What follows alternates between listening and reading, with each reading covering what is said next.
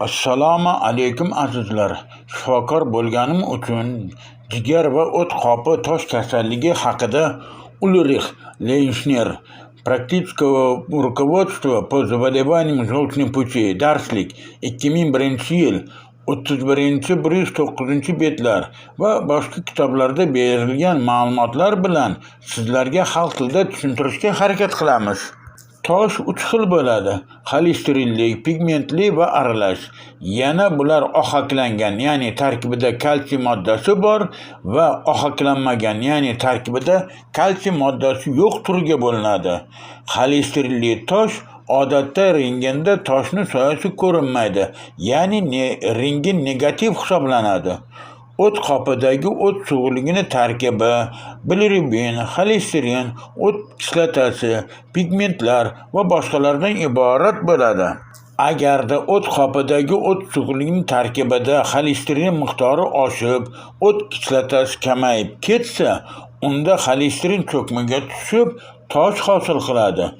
O't kislotasi kamayishiga sabab och qolish, ingichka ichak kasalligida, tana vazni tez kamayishida va boshqalar sabab bo'ladi. Shuni ham unutmangki, o't tarkibidagi o't kislotasi faqat xolesterinli toshga ta'sir qiladi. Boshqa turdagi toshlarga ta'sir qilmaydi. Hamma toshlarni erituvchi dori moddalari hali topilmagan.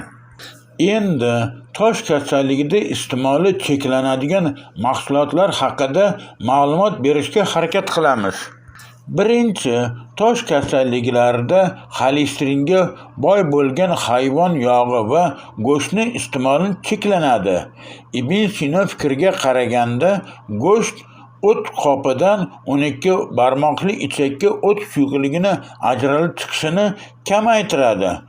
Go'shtni oddiy suvda 5-10 minut qaynatib olib, keyin ovqatga solib ishlatsa bo'lishining sababi go'shtdagi xolesterinning bir qismi suvga erib chiqib ketadi.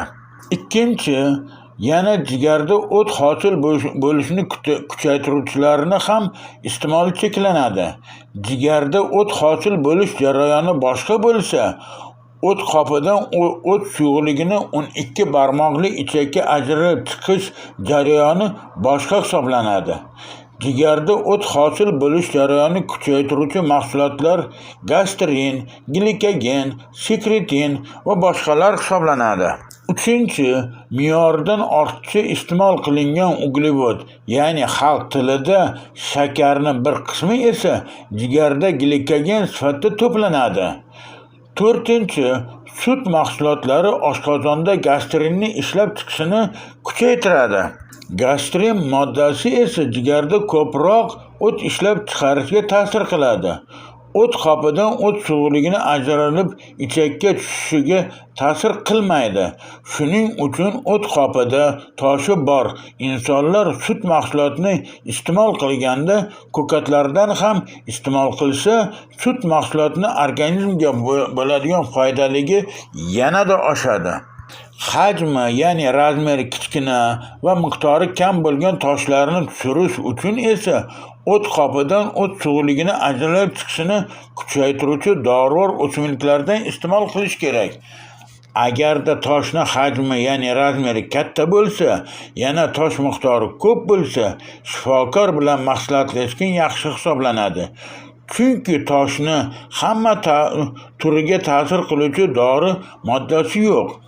Jigar va o't qopi tosh kasalligi asosan jarrohlik yo'li bilan olib tashlanadi. Bir narsani eslatib o'tmoqchimizki, tosh qachon tushgani va hajmini, ya'ni kattaligini qandayligini hech kim bilmaydi. Chunki tosh organizmdan axlat bilan birga chiqib ketadi. Endi o't qopidan o't suyuqligini ajralib chiqishiga ijobiy ta'sir qiluvchi mahsulotlar ko'p hisoblanadi. Birinchi, ko'katlarda ovqat tolalari ko'p bo'lib, o't qopidan o't ajralib chiqishiga ijobiy ta'sir qiladi. Demak, ixtiyoriy ko'katlardan iste'mol qilsa bo'ladi. O't qopidan o't suvligini yaxshi ajralib chiqsa, tosh hosil bo'lish jarayoni keskin pasayadi va organizmdagi toshni esa kattalashishi ham sekinlashadi. Demak, birinchi navbatda ko'katlardan ko'proq iste'mol qilish kerak ekan. Ko'katlardan iste'mol qilamiz, lekin foydasini bilmaymiz degan o'rinli savol berishadi. Shuni eslatib o'tmoqchimizki, ovqatga bir chimdim ko'kat solib iste'mol qilsa, foydasi bilinmaydi. Buning uchun ko'proq, ya'ni katta kichikligiga qarab 2-3 vaq ko'katlardan qo'shib iste'mol qilish kerak. Ko'katlarni to'g'rab iste'mol qilsa, ko'katlar sovuqlik bo'ladi. Agarda to'g'ramasdan iste'mol qilsa, issiqlik bo'ladi. Demak, ko'katlarni to'g'ramasdan iste'mol qilish yaxshiroq hisoblanadi. Ikkinchi, na'matakdan olingan xalosus jigar va o't yo'li kasalligida ishlatiladi. Na'matak organizmdagi xolesterinni kamaytirish xususiyatiga ega. O't qopida o't ajralib chiqishini kuchaytirib, o'tni dimlanishini oldini oladi va natijada o't qopini qiyshayishini oldini oladi. Demak, tosh hosil bo'lish jarayonini oldini oladi. Na'matakdan damlama tayyorlash uchun na'matakni iloji boricha maydalab damlanadi va ovqatdan oldin yarim stakandan 2-3 mahal 10-15 kun iste'mol qilinadi. 10-15 kun iste'mol qilinmaydi. Terimizga damlab bo'lmasligining sababi issiqlik ta'sirida na'matakdagi vitaminlar parchalana boshlaydi. Na'matakdan ko'proq damlab qo'yib, xolodilnikda asrasa bo'ladi. Uchinchi, makajo'xori popiga foydaligini hamma yaxshi bilgani uchun bu to'g'risida ma'lumot bermadik. Yana makajo'xori doni mahsulotlarini iste'mol qilsa, jigardagi o't qopida tosh hosil bo'lish jarayonini oldini oladi. Jigar hujayralarining nekrozi, ya'ni xalq tilida chirishini to'xtatadi va yana yangi hujayralar hosil bo'lishiga ijobiy ta'sir qiladi. Demak, makajo'xori unidan non, ya'ni zog'ora non qilib iste'mol qilish foydali hisoblanadi. To'rtinchi, moychechak, ya'ni ramashka yoki bo'znoch o'simligini, ya'ni qaysi biri topilsa, shu o'simlikdan olib, makajo'xori popiga va na'matakka qo'shib damlab ichsa ham bo'ladi. Damlama tayyorlash uchun dorivor o'simliklardan 2-3 qoshiq olib, 1 stakan qaynoq suvda damlab, yarim stakandan ovqatdan oldin 2-3 mahal 10-15 kun ichiladi. 10-15 kun o'tkazib, bu muolaja yana qaytariladi. Damlamadan ko'proq tayyorlab xolodilnikda asrasa bo'ladi. 5. Olxo'rida ham ovqat tolasi, ya'ni kletchatka, yana magniy moddasi ko'p hisoblanadi.